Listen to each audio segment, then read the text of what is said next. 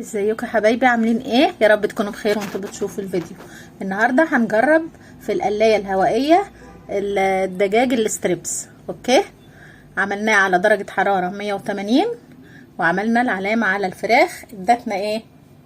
ادتنا 27 دقيقه و180 درجه، والفراخ اهي اللي هي بتطفي وتولع دي. تمام، يلا بقى نحطه ونشوف النتيجه هتبقى ايه. يلا بينا. اهي بسم الله. بدأت تشتغل اهي. بصوا حبايبي، ناقص 5 دقايق. الميزه بقى اللي في القلايه الهوائيه في لبس ايه؟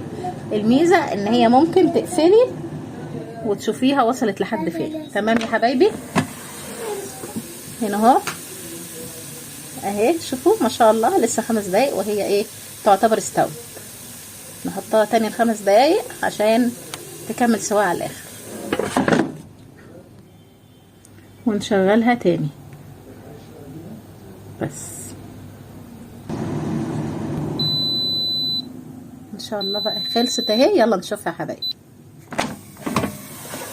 ما شاء الله بالظبط على اللي هو ايه، اللي هو قدره الساعة والزمن اللي قدره نفس الجهاز هو اللي ايه استوى فيه.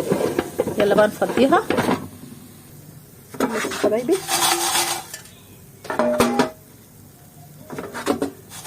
ناشفة ازاي ومقرمشة. وكده تجربة الستريبس نجحت. ما شاء الله، بس ايه، سخنة قوي، سخنة جدا، بس ناجحة التجربة ما شاء الله، نجحت. اتمنى اكون افدتكم، والسلام عليكم ورحمة الله وبركاته.